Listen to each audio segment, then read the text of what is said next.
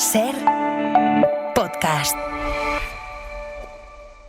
Este viernes, en la Biblioteca Martínez Asensio de Hoy por Hoy, el empleado Pepe Rubio parecía más nieto de Delibes que el invitado. Chicos, chicas, ¿sabíais que Pepe Rubio estuvo en la casa de Miguel Delibes ese sedano?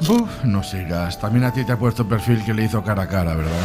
Silvia, ¿quieres escuchar mi voz en 1999? Ponte los auriculares, póntelo. Ojo, pero si yo ni siquiera había nacido. Venga, a ver, pónmelo. Hay frente a nosotros un hombre al que imaginamos con dos herramientas, una en cada mano. En la derecha una pluma, en la izquierda una escopeta de caza. Ay, qué gracioso, Pepe. Pero si no te ha cambiado nada la voz. Le estaba haciendo un perfil cara a cara a Miguel Delibes en su casa de Sedano. ¡Qué fuerte! Es pesadísimo, joder. Porque tú eres joven, pero yo llevo 25 años escuchando ese perfil. Cada vez que sale Delibes en una conversación me lo pone. Ay, pobre, que es su granito profesional. ¡Tere, ¿tienes un momento? ¡Para ti siempre! ¡Voy, Pepona! Ojo, mira, acaba de llegar Tere, otra que se va a comer el perfil de 3 minutos de Delibes. En su mente unos personajes y una historia por contar. Colgada de su cinto una perdiz. Ay, pero que me encanta, es perfecto. Las palabras exactas, el ritmo, el tono. Pero una cosa, ¿no es un poco largo? Estos son 3 minutos, ¿no? Bueno, era otra radio, la gente era más paciente escuchando en los 90. Era Miguel Delibes, no podía resumir su vida en un minuto. ¿De qué habláis? Uy, me dais miedo, ¿eh? No, nada importante. Por cierto, Pepe Rubio te estaba buscando. Mira, ahí está. Madre mía, Sergio, ¿cómo te pasa? No seas malo, tío. ¿Pero pasa algo? No, ve. Pepe Rubio te cuenta ahora. Dios, qué turra me ha dado. Me sale Delibes por las orejas, vamos. Pepe, ¿me estabas buscando? Ah, sí, ¿sabes que viene hoy el nieto de Delibes para hablar de un libro que ha escrito sobre su abuelo? Sí, claro. Pues cita varias veces una entrevista que le hizo la SER en Sedano en 1999. Escucha. A ver. Y le quedaba El hereje, la novela más larga de un escritor que siempre ha dicho que una buena historia se cuenta en muy pocas páginas. ¿Pero este eres tú? Sí, yo le hice el perfil. Con Delibes delante temblaba. No sé si de miedo o emoción, con toda su familia mirando en Sedano. Pero suena raro, ¿no? Es que fue en plena naturaleza, en la Castilla que tanto le gustaba a don Miguel. Sonó hasta una perdiz. Sí, si a mí también me lo puso esta mañana. No me lo puedo creer, joder. Es que lo que más me fastidia, y esto ya es personal, es que esa entrevista se la hizo mi padre. O sea, esa entrevista está firmada por Juan Cruz y ni lo cita. Solo habla de su perfil de 3 minutos cuando la conversación duró 1 hora. Si es que da mucha vergüenza, coño. Acaba de llegar Germán Delibes para presentar en la biblioteca de don Asensio, el abuelo Delibes, y le está dando una turra con Sedano y su perfil, la madre que lo parió. Cualquiera diría que el nieto de Delibes es el puto Pepe Rubio. Somos muchos los que leemos por culpa del camino. Gracias. Hoy por Hoy Magazine. Ser podcast. A veces llega un momento en que te haces viejo de repente. Antonio Martínez Asensio, buenos días. Buenos días. ¿A ti te había contado Pepe Rubio que estuvo en Sedano en 1999 leyendo delante de Delibes un perfil de Delibes? A mí me lo ha contado muchísimas veces, pero es que viniendo para acá en Gran Vía estaba contándoselo a todos los empleados del Primark, o sea que... 200.000 veces lo ha contado Pepe Rubio, que comieron con ellos, que la comida la preparó Elisa Delibes, que de segundo pusieron unos pimientos rellenos estupendos. ¿Tú crees que estaría ahí nuestro invitado? Bueno, pues yo me imagino que sí, porque Germán Delibes es uno de sus 18 nietos que hoy nos presenta el libro El abuelo Delibes, que ha editado Destino. Pepe me asegura que su madre y secretaria de Delibes, Pepi Caballero, sí que estaba. Germán Delibes, buenos días. Buenos días, Ángeles. Miéntenos si es necesario. ¿Tú estabas allí? Estaba allí, lo recuerdo perfectamente, y estuvimos con Juan Cruz y fue una tarde maravillosa después de la comida con una entrevista fantástica. ¿Y del perfil de Pepe Rubio te acordabas? Me acuerdo que estuvo allí leyéndolo, o sea que sí, perfectamente. En unos minutos vamos a hablar de este libro que nos retrata al Miguel Delibes más familiar. Se titula El abuelo Delibes, que está escrito por su nieto Germán Delibes. Pero antes, Antonio, nuestro bibliotecario, nos va a contar un libro en 3 minutos. ¿Hoy cuál será? Bueno, pues hoy, por lo que sea, voy a contar un libro de Miguel Delibes y te voy a contar El camino, que fue publicado en 1950 y que es la novela con la que Delibes dice que encuentra su verdadero rumbo como novelista. En El camino, dijo Delibes, me despojé por primera vez de lo postizo y salí a cuerpo limpio. Me parece fantástico porque hoy vamos a aprovechar la visita de Germán y haremos un todo Delibes, y qué mejor que El camino, ese libro que ha sido el primer libro de adulto de muchísimos oyentes. Vamos allá, mira, El camino empieza con esa maravillosa frase: las cosas podían haber sucedido de cualquier otra manera y sin embargo sucedieron así. Daniel el Mochuelo está en la cama el día antes de marcharse del pueblo a estudiar el bachillerato. No se quiere ir. Cree que no le hace falta estudiar para progresar. Tiene ganas de llorar. Y recuerda a su amigo Roque el Moñigo, el hijo de Paco el herrero, que no tiene madre y le crió su hermana Sara a golpes muchas veces, y que decía que un hombre bien hombre no debe llorar aunque se le muera el padre. Recuerda cuando oyó una conversación de sus padres en la que su padre decía que su hijo no pasaría la vida haciendo quesos, como un esclavo, como él. Recuerda a la Guindilla Mayor, que tenía muy bien puesto el apodo, porque tenía una cara redonda y colorada y el carácter picante y agrio, como el aguardiente, y que puso un cartoncito en la tienda cuando la Guindilla Menor se escapó del pueblo con un nombre donde decía: cerrado por deshonra. Y recuerdo también a Germán, ¿no? El tiñoso. Su mejor amigo, su buen amigo, un muchacho esmirriado, endeble y pálido, que tenía calvas en la cabeza, y su padre, el zapatero, decía que se las había contagiado un pájaro porque Germán el tiñoso sentía una afición desmesurada por los pájaros. Y recuerda a Gerardo, el indiano, que volvió de México con una hija de 10 años que se llamaba la Mica, y ante la que Daniel el Mochuelo descubrió algo parecido al deseo, y por primera vez intuyó que tal vez era verdad que tenía que progresar. Va dejando de ser niño y recuerda. Recuerda cuando los tres amigos quemaron al gato de la Guindilla utilizando una lupa, y cuando se les ocurrió esperar al rápido dentro del túnel con los calzones bajados, y cómo perdieron los pantalones y tuvieron que volver al pueblo en calzoncillos. Recuerda a la Uca Uca, la hija de la Mariuca, una niña de ojos azules con los cabellos dorados y la parte superior del rostro tachonado de pecas, a la que Daniel creía que no quería y con la que se fue un día a buscar un nido de rendajos y descubrió que entre ellos había una rara afinidad y que a su lado se estaba bien y no pasaba el tiempo. Recuerda cuando a los tres amigos se les ocurrió escribir una carta falsa para casar a don Moisés, el maestro, con Sara, la hermana del Moñigo, y cómo le salió tan bien la broma que los dos se casaron poco después.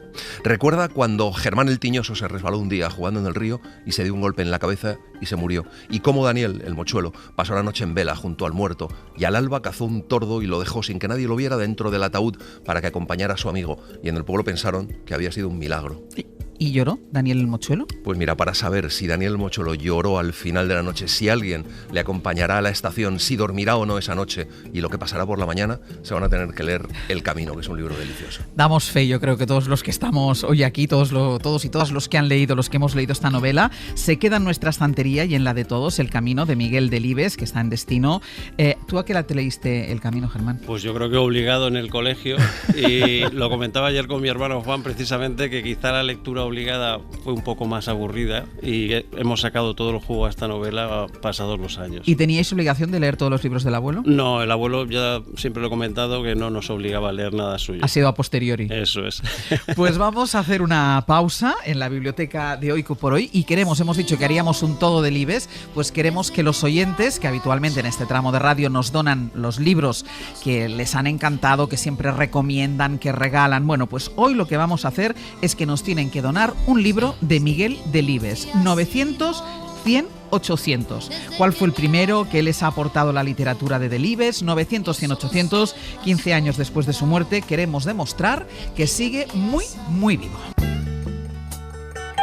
Hoy por Hoy Magazine. Ser podcast.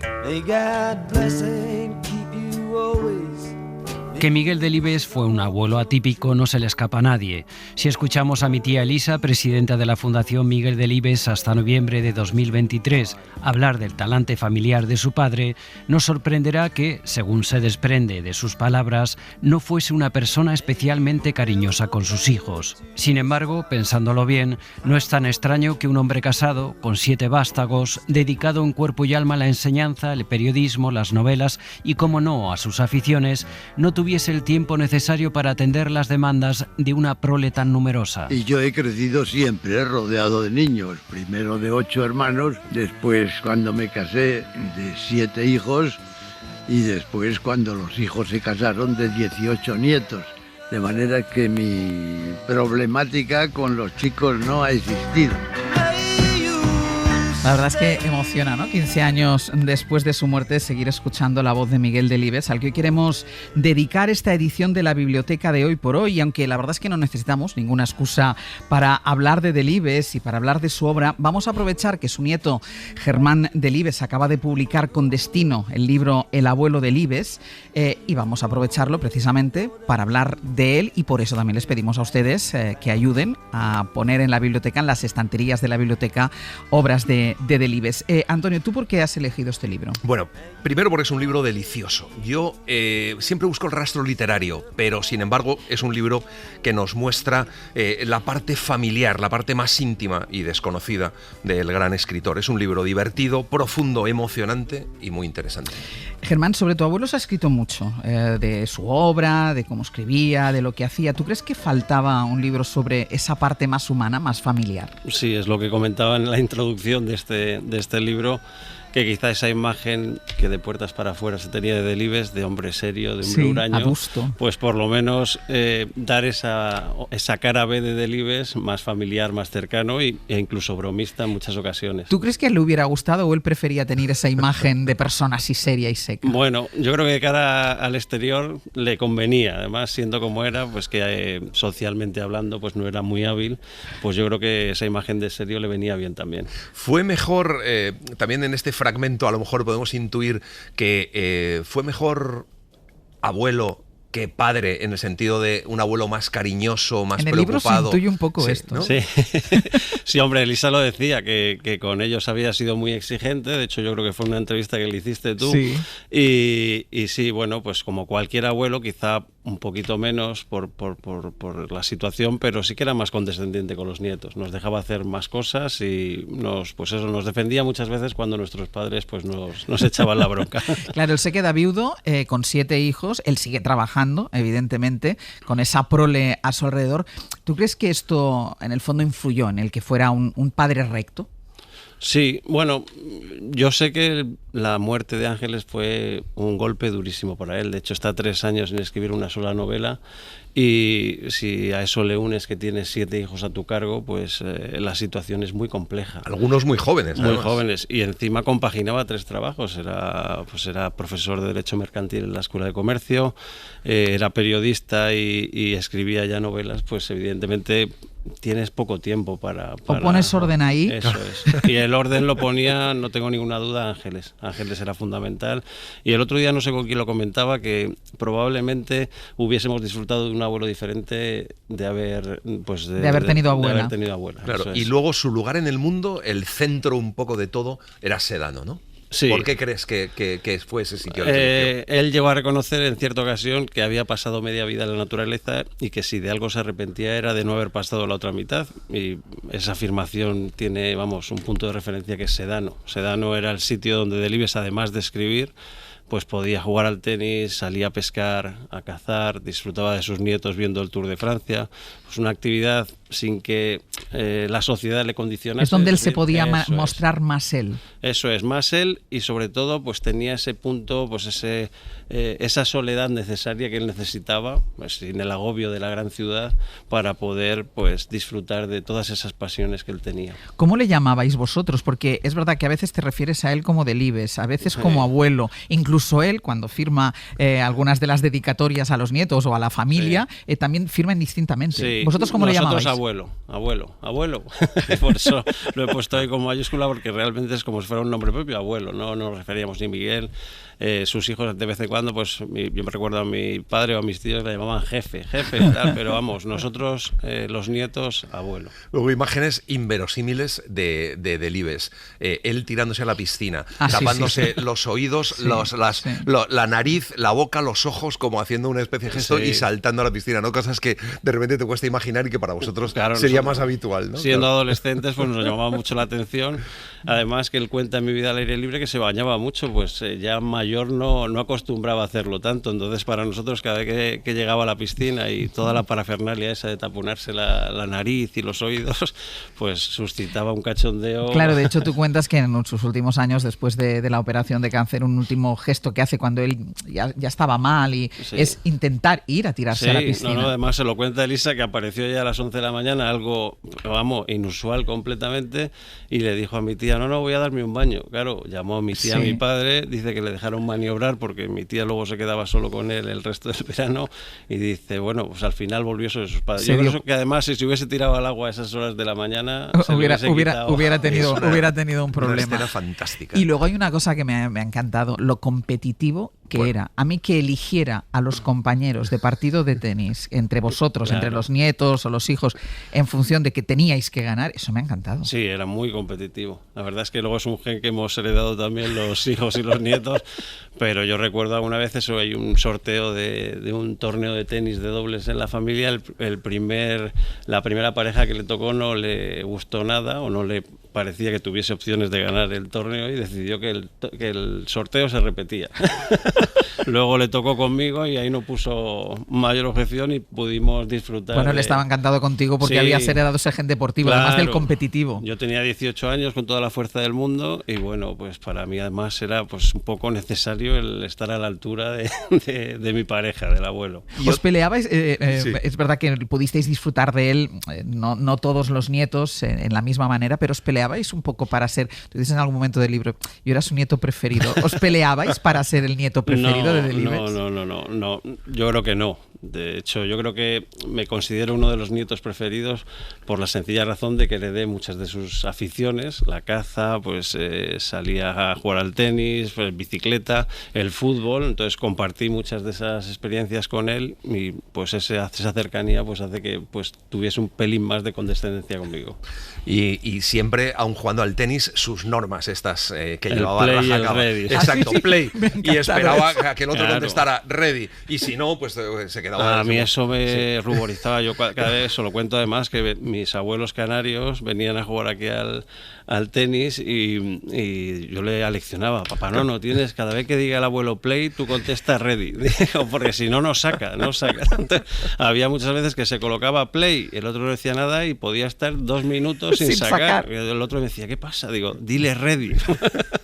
Una vez desafiamos en Valladolid los del periódico a los del circo Feijó y había 2 chinos que eran unos cabrones y cuando empezamos aquello yo llevaba la pelota, el chino me entró, no sé cómo me entró ni cómo me puso la pierna, pero salí dando volteretas por el aire y caí medio muerto en el césped y mi novia en la tribuna viéndome. Un martirio vergonzoso porque yo pensaba que al chino aquel que no tenía media guarra pues le iba a hacer rodar por el suelo y quitarle la pelota.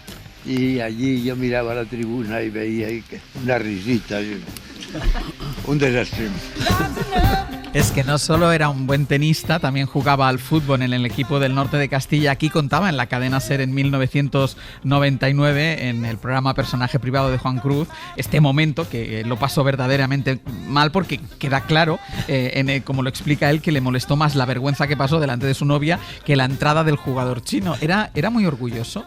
Sí, yo creo que sí, pero vamos, tampoco lo demostraba mucho, ¿eh? Luego tenía sus cosillas, pero yo creo que sí que era orgulloso. Bueno, a nadie le gusta hacer el ridículo, también te lo digo, delante de quien sea, a nadie le gusta. Y más allí, pues me imagino que habría más público, no solo su novia, claro. Y que aquello pues le sacó los colores. Bueno, y luego su gran pasión era la caza, realmente, ¿no? Y de ahí es verdad que surgieron, tal vez es donde podemos encontrar más fuente literaria, ¿no? Porque del tenis, es verdad, y del fútbol no queda rastro, yo creo, en ninguna de sus novelas, pero sí de la caza están llenas sus novelas, ¿no? Sí, bueno, era, como digo en la novela, un cazador ecológico, conservacionista, y él siempre se consideró un cazador que escribe y no un escritor que caza. Entonces, a mí me parece que es un aspecto el de la caza que no hay que obviar ahora, aunque estemos en este momento la sociedad pues vea la caza un poco de aquella manera, pues yo creo que no es un aspecto que no hay que obviar. ¿Cómo explicas y lo digo para aquellos que no conozcan a Delibes,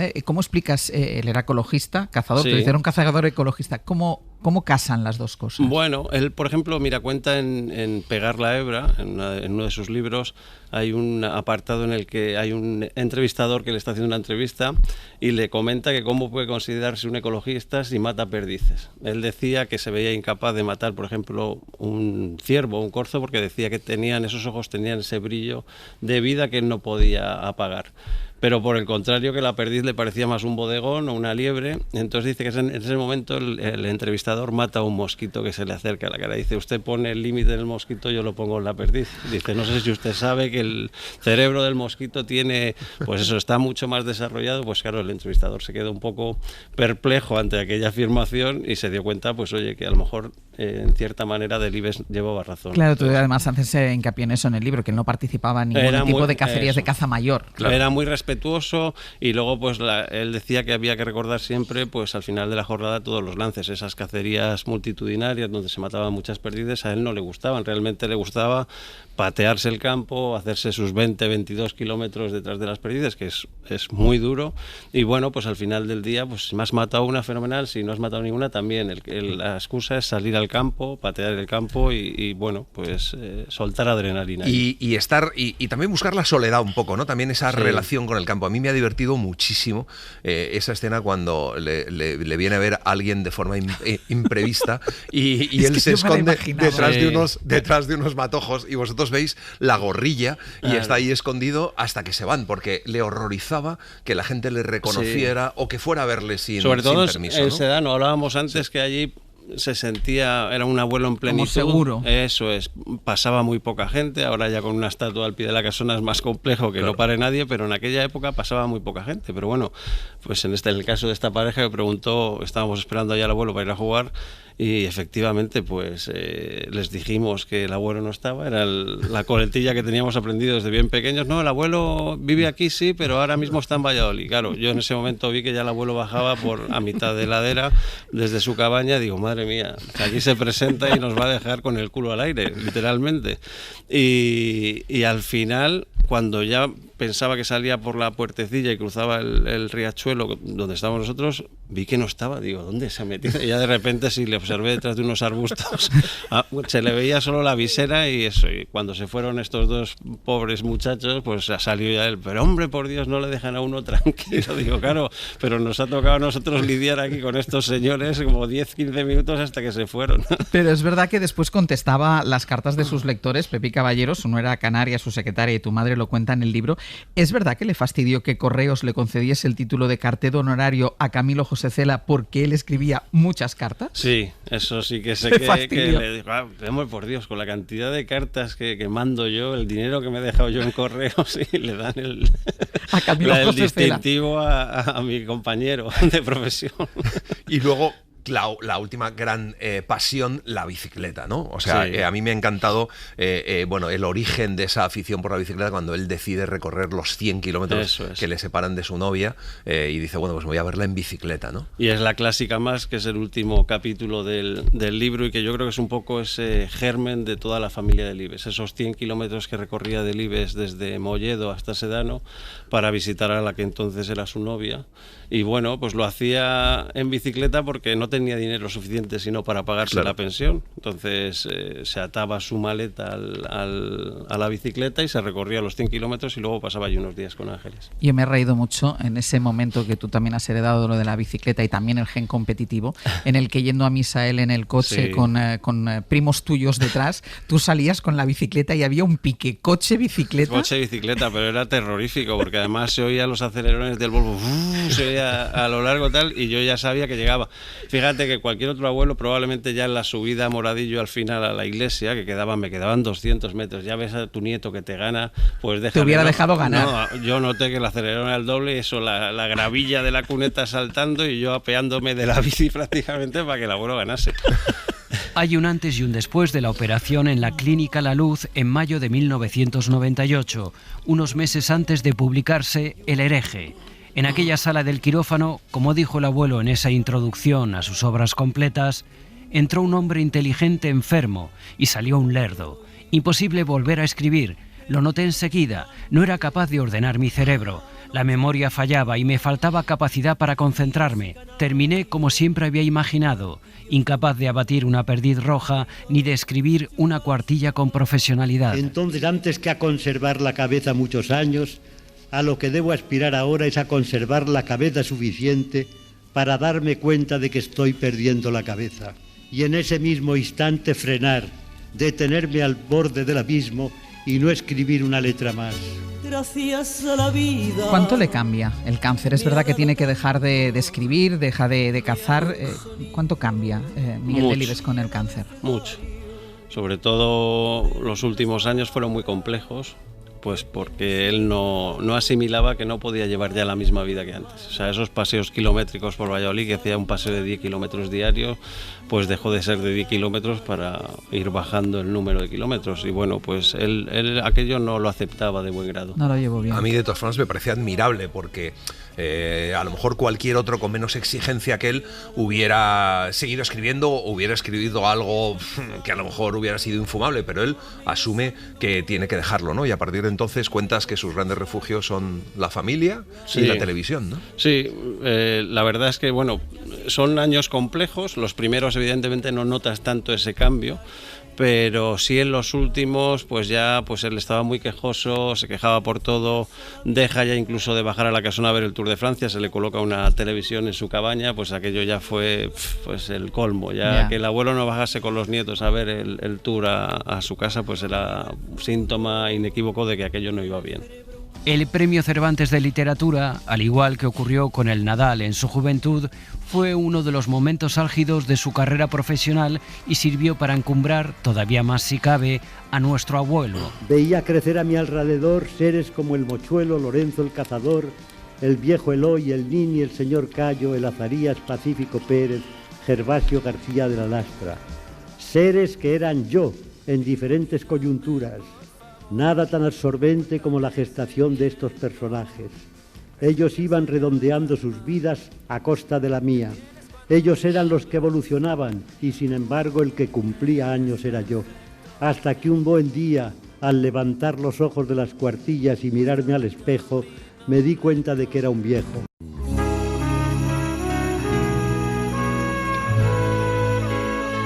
Hoy por Hoy Magazine.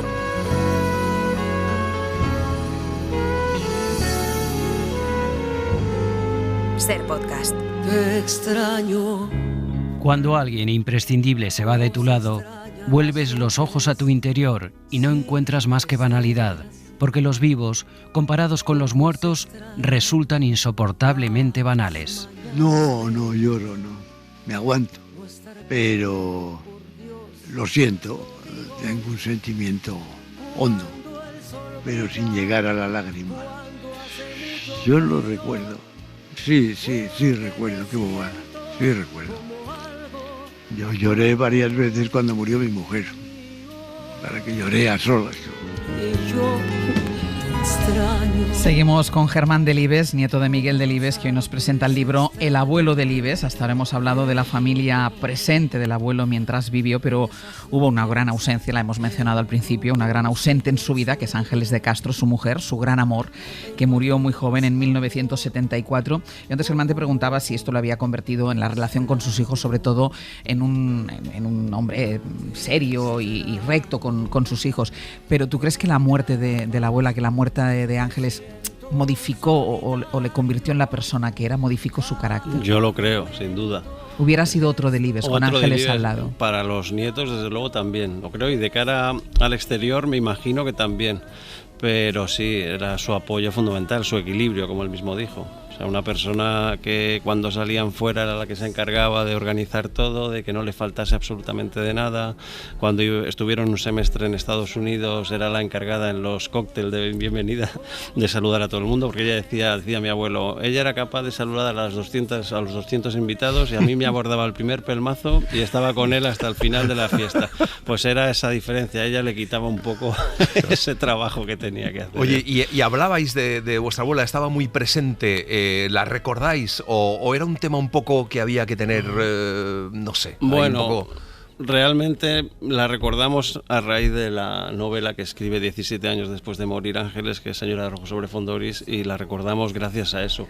Pero no es un tema recurrente al que acudiésemos. Además, la mayoría de nietos ni siquiera la llegaron a conocer, ¿no? Solamente dos de los 18 y apenas teníamos un año cuando ella muere, con lo cual el recuerdo es inexistente, sí. Dice que la recuerdan a través de este libro, que es el libro que tú vas a donar a la biblioteca de hoy, ¿no? Eso es, no podía ser otro. Señora de Rojo sobre fondo gris. ¿Esta sí que es lectura obligatoria en todos los miembros de la familia? Yo creo que para los 18 nietos sí, ya que nos permitió conocer de primera mano a la que fue nuestra abuela. Y es curioso porque tenemos todos los nietos un ejemplar de este libro dedicado y se nota ese pozo de melancolía pues muchos años después. Eran dedicatorias del año 2008 aproximadamente. Y bueno, pues llega a decir que seas tan feliz como la señora de rojo, pero más tiempo. Le ponía, por ejemplo, a mi prima, pues son dedicatorias que notas tú que esa presencia de Ángeles estuvo siempre presente. Y sin embargo es curioso porque cuando preguntabas a sus hijos o cuando preguntas a sus hijos sobre su novela favorita, en muy pocos casos aparece esta novela. Sí, hicieron un vídeo, yo creo que para la exposición del año 2020, del centenario del nacimiento de mi abuelo, y les preguntaban a cada hijo que cuál era su novela favorita. Yo creo que fue uno solo el que hizo referencia a Señora de Rojo. El resto de hijos no, quizá tengan otra, pues yo que sé, alguna que... Si lo hubieran preguntado a los nietos hubiera salido esta. Por goleada, estoy convencido. Que me encanta porque ahora acaba de contar algo que se cuenta en el libro también, de cómo dedicaba a los libros, se sentaba una tarde tenéis toda la bibliografía de Miguel Delibes, todos los nietos dedicada. Sí. Nietos y familia y nietos políticos. Y nietos políticos. Mira, hay esto era muy curioso porque Delibes a mi madre cuando empezó a ser secretaria le dejaba un listado con las cosas que había que hacer, y bueno, si la gente quería un libro de mi abuelo dedicado no tenía más que pasar por su domicilio, él no recibía a nadie, pero dejaban su libro con un papelito dentro para que él los dedicase. Y dice mi prima que es muy gracioso porque tenían unos lotes de libros muy altos y dice que él se sentaba en su butaca, iba con la mano así hacia arriba, ponías el libro y él los iba dedicando. Y dice que en una de aquellas situaciones que estaba Ángeles pasando los libros, dice que a medio, pues en el sexto, en el séptimo, se encontró de repente con La colmena de Camilo José Cela. Y entonces, claro, mi prima dice, tierra, trágame, ¿qué hago? Intentó por todos los medios pasar el libro al final de la torre, pero ya mi abuelo tenía la mano así puesta. Dice, mira, cerré los ojos, le puse el libro en la mano. Delibes lo miró, sacó el papel y puso para Francisco Pérez, con afecto y amistad, Camilo José Cela. Firmó como Cela. Por eso que hay situaciones muy graciosas con este tipo de cosas que para que vean el humor también de Delibes. Pepe Rubio, empleado de la biblioteca y lector del perfil de Miguel Delibes, delante de Miguel Delibes. Parte de mi biografía, sí. Bueno, pues novedades. Trueno, una historia de arte, vida y muerte de Laura Kamin. En crítica en Trueno, Laura Kamin revela su pasión por el arte del siglo de oro holandés y su determinación por reivindicar al pintor Carel Fabritius.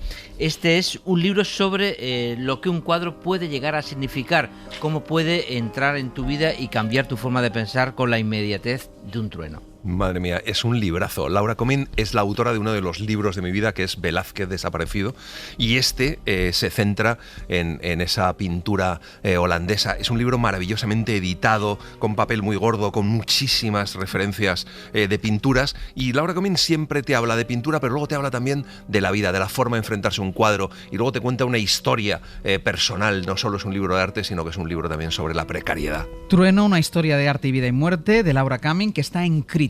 ¿Y algo más? Caperucita en Manhattan, de Elena Bonastre y Catalina González Vilar. En Siruela es el centenario del nacimiento de Carmen Martín Gaite. Elena Bonastre y Catalina González Vilar han realizado por este centenario una adaptación en viñetas de Caperucita en Manhattan, respetando el personalísimo estilo de la obra original e introduciendo guiños que invitan a las nuevas generaciones a conocer esta historia. Es una maravillosa forma de acercarse otra vez a Caperucita en Manhattan. Este cómic, también editado en un formato fantástico y me parece que es un gran acierto recuperar esta Caperucita en Manhattan, que ya sabes que escribió Pegol y reescribieron los hermanos Grimm, y Carmen Martín Gaite hizo justo lo contrario. Si te alejas del camino, pagarás las consecuencias, y Carmen Martín Gaite lo dice: si te alejas del camino, serás libre y encontrarás tu libertad. Caperucita en Manhattan, de Elena Bonastre y Catalina González Villar, que está en Siruela. Los oyentes a los que hemos pedido hoy que llamaran al 900 100 800, pero solo se pueden donar libros de Miguel Delibes. Vicenta, desde Valencia, ¿qué tal? Buen día. Hola, buen día, Ángel. ¿Qué tal? Cuéntanos, ¿cuál es el libro que tú nos donas? Pues El hereje. El hereje. Y el motivo es que es con el único libro que yo he llorado cuando en el momento que Cipriano lo sacan de la celda para llevarlo al cadalso. Está deslumbrado por el sol. Yo entonces padecía fotofobia, no sé, aparte es un libro magnífico, lo he regalado a muchísima gente, y dentro de los de Delibes, la trilogía de Diario de un cazador, sobre todo Diario de un emigrante, debería ser de obligada lectura. Pues muchísimas gracias, Vicenta. De momento nos quedamos con El hereje, el libro que ha hecho llorar. Muchísimas gracias. Un beso a Vicenta Magdalena desde Valladolid. Muy buenos días. Hola, buenos días. Encantada de hablar contigo. Igualmente. ¿Cuál es el libro de Delibes que tú nos donas? Bueno, pues yo el libro que dono, sí, pues había previsto también El hereje, porque me costó mucho entrar en él. ¿Sí? Me parece un novelón, sí, pero pues voy a cambiar por La hoja roja, que ya había comentado la compañera. Sí. Que me produce mucha ternura, que es que a la vez sí la tengo como si fuera una persona real. Sí. ¿Sabes? Y muchas veces pienso, cuando lo releo, digo, ay, pobre Desi, ¿qué habrá sido de ella? O sea, no me pasa con ninguno de los protagonistas de Delibes, sí, pero con él sí. Bueno, con el Pacífico también, pero no, que la Desi, pobrecita, que me la imagino con las manos llenas de sabañones, esas gordas manos de antes, y intentando escribir. Bueno, es que... No.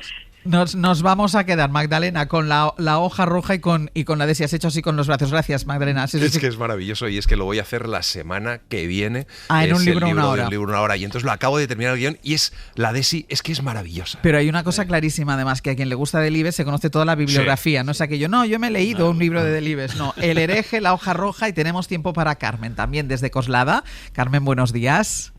Hola, buenos días. A ver, encantadísima de hablar con ustedes. Igualmente. ¿Cuál es el libro de Delibes que tú quieres destacar? Pues mira, Pegar la hebra, porque son conversaciones de las que ahora carecemos. Sí. Y si nos ponemos a hablar, solamente es para gritarnos.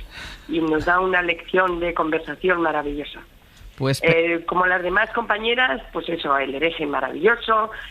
Me impactó mucho la de Mujer de rojo sobre fondo gris. Sí. En fin, sobre todo porque mi marido era un gran lector y Delibes era su autor favorito, y hoy cuando habéis empezado a hablar de Delibes, pues eso. Pues Carmen, me ha encantado. Carmen, muchísimas gracias. Gracias a vosotros siempre. Un beso grande. Pegar la hebra, la esposa de alguien que era muy fan de Delibes, como todos los que llaman. Claro, porque además Delibes, claro, o sea, hemos dicho novelas, pero es que era un gran articulista, era un gran escritor de novelas de viaje. Y luego yo quiero destacar una cosa de Delibes, que es que parece que es muy lineal, pero es un tipo súper innovador en sus novelas. Y hay novelas que tienen una dificultad de estructura y de construcción fantástica, como Los Santos Inocentes o como 5 horas con Mario, que yo creo que hay que destacar también lo gran novelista que era Delibes desde el punto de vista estructural, digamos. El propio hereje le llevó 3 años de su vida poder llevarlo a cabo, sí. Pues como ustedes ven, y sí, bueno, la gente joven que nos está escuchando y no ha entrado en el mundo Delibes, que entre en el mundo Delibes, porque no podrán salir de él, como le ha pasado a todos los oyentes que nos han llamado hoy. Un libro, una hora. La semana que viene haremos La hoja roja, pero esta semana es que el lunes es el centenario de Carmen Martín Gaite, entonces vamos a hacer el balneario de Carmen Martín Gaite. Muy bien, pues el balneario de Carmen Martín Gaite para un libro, una hora, y nosotros nos vamos a quedar ya en esa estantería en que está etiquetada con el nombre de Miguel Delibes, todos los que nos han donado nuestros oyentes, pero vamos a poner también en él el libro de Germán Delibes, El abuelo Delibes, que está publicado en Destino. Germán, ha sido un gusto hablar contigo. Muchísimas gracias, Ángeles. De verdad, un placer. El gusto ha sido mío. Antonio, hasta la semana que viene. Hasta la semana que viene. Gracias, Antonio. Que existen nuevas y mejores emociones. He sido fiel a un periódico, he sido fiel a una novia, he sido fiel a unos amigos, he sido fiel a la pasión periodística, a la caza. Desde chico he sido fiel a todas estas cosas. Es decir, he seguido haciendo lo mismo que hacía de chico, lo he hecho de mayor. Yo siempre he dicho que soy un hombre sencillo, que escribe sencillamente. Ser dichoso, yo contigo lo aprendí. Contigo aprendí a ver la luz del otro lado de la luna.